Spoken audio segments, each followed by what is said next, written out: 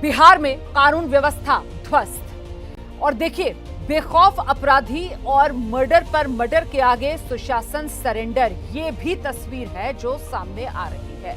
आज एक बार फिर बिहार मर्डर से सहम गया है और एक बार फिर बिहार की राजधानी पटना में गोलियां बरसी हैं। लेकिन इस बार किसी गली मोहल्ले या सड़क पर यह सब नहीं हुआ है, बल्कि एक नामी अस्पताल है और नामी अस्पताल में जमकर फायरिंग की गई है, जिसमें चंदन मिश्रा नाम का अपराधी, उसी की हत्या कर दी गई। पैरोल पर बेऊर जेल से बाहर था ये अपराधी चंदन मिश्रा। यहां पारस अस्पताल में चंदन मिश्रा का इलाज चल रहा था। उसी को मारने के लिए अस्पताल में बेखौफ 5 शूटर घुसते हैं और उसे गोलियों से भून देते हैं। हर बार की तरह सांप निकल जाने के बाद पुलिस अब लकीर पीट रही है।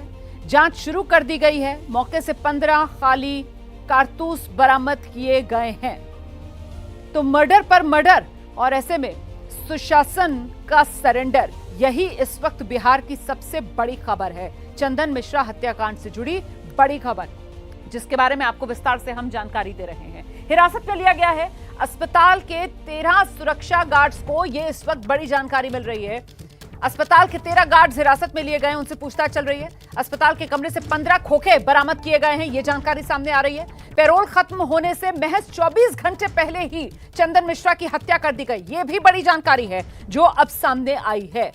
पैरोल पर बेऊर जेल से इलाज के लिए यहां पारस अस्पताल में चंदन मिश्रा भर्ती था। 24 घंटे में चंदन मिश्रा की पैरोल खत्म हो रही थी और चंदन मिश्रा को वापस बेऊर जेल ले जाना था। लेकिन पैरोल खत्म होने के 24 घंटे पहले ही चंदन मिश्रा को यहीं पारस अस्पताल के कमरा नंबर 209, जहां वो भर्ती था, भून दिया गया।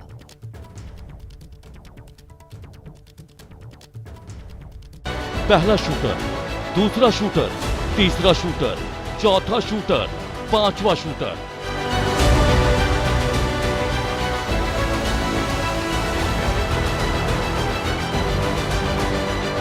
एक कर ये पांचों शूटर पटना के पारस अस्पताल में दाखिल हुए, जिन्होंने अस्पताल में घुसते ही अपने हथियारों को लोड करना शुरू कर दिया।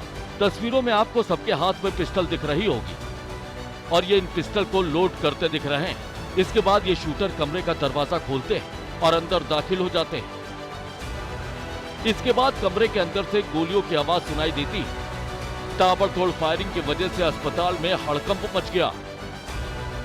फायरिंग करने के बाद ये पांचों शूटर कमरे से बाहर निकलते दिखाई देते हैं और दौड़ते हुए अस्पताल से बाहर निकल जाते हैं। पारस अस्पताल में हुई इस वारदात से एक बार फिर बड़े सवाल खड़े हो गए हैं, जहां पर बक्सर के रहने वाले चंदन मिश्रा को बदमाशों ने दिन दहाड़े अस्पताल में गोलियों से भून डाला। मृतक चंदन मिश्रा खुद बेऊर जेल में उम्र कैद की सजा काट रहा था और खराब तबीयत की वजह से पैरोल पर बाहर आया था, जिसकी इन 5 बदमाशों ने पारस अस्पताल में घुसकर बेरहमी से हत्या कर दी।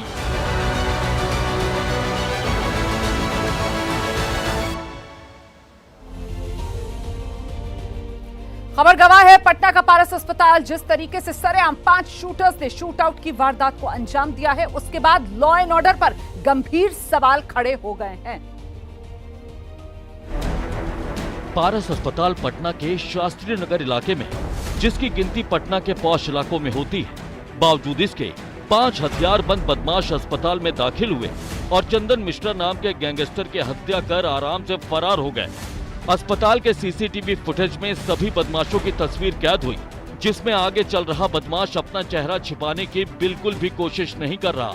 हालांकि पीछे चल रहे बदमाशों ने चेहरा छिपाने के लिए टोपी पहन रखी। इनका अंदाज बॉलीवुड फिल्मों के शूटर्स की तरह था, जो पिस्टल लेकर अंदर आए, ताबड़तोड़ फायरिंग की और चंदन मिश्रा को मारकर बड़े आराम से अस्पताल से बाहर निकले, फिर फरार हो गए। वारदात के कुछ देर बाद शास्त्री नगर थाने की पुलिस मौके पर पहुंची, जिसने तफ्तीश शुरू की।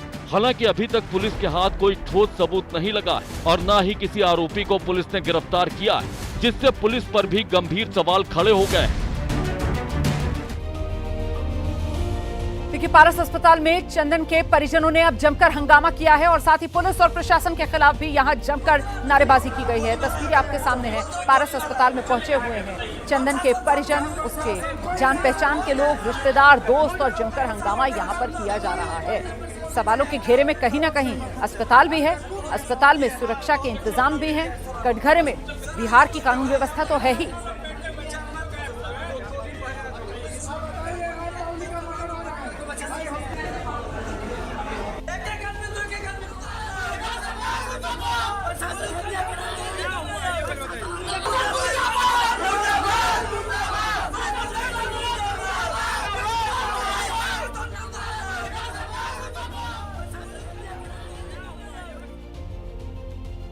आइए सीधे आपको लेकर चलेंगे। हमारे साथ हमारे सहयोगी शशांक इस वक्त मौजूद हैं। शशांक, आपको मेरी आवाज मिल रही है?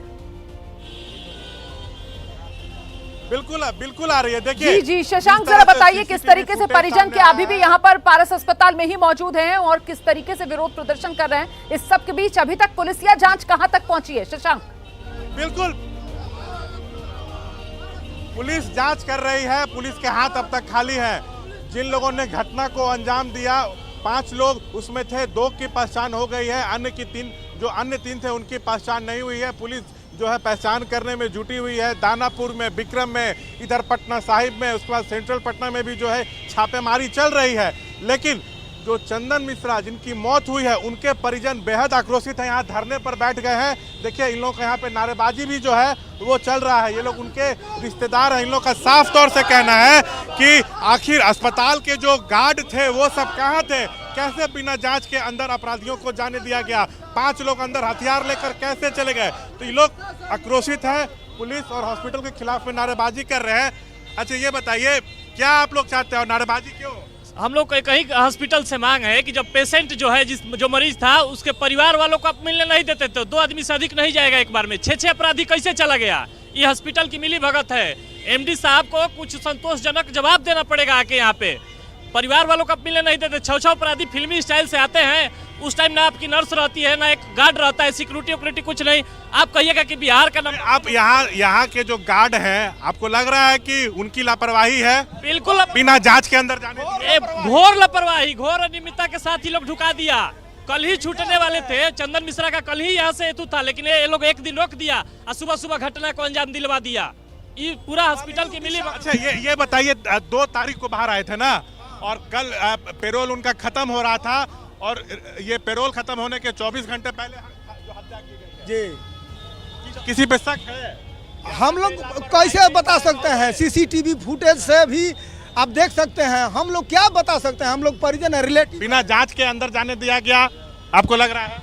महोदय यहाँ पे लापरवाही शब्द निकाल दीजिए। लापरवाही नहीं हुआ है, इसको कहते हैं हॉस्पिटल प्रशासन की घोर मिली भगत। हत्या में मिली भगत हॉस्पिटल प्रशासन की आपका सीधा आरोप? हत्या में मिली भगत नहीं, अपराधियों के साथ गुड टर्म रिलेशन है। आप ये बताइए, आप मीडिया कर्मी हैं, आप यहाँ आए, 2 जगह आपको डिटेक्ट किया जा रहा है मशीन के द्वारा, और अंदर नहीं जाने दिया जा रहा। अंदर नहीं जाने दिया जा रहा है। 5 व्यक्ति बेखौफ, बिना चेहरा ढके, बिना वो किए, डबल पिस्टल के साथ जा रहे हैं।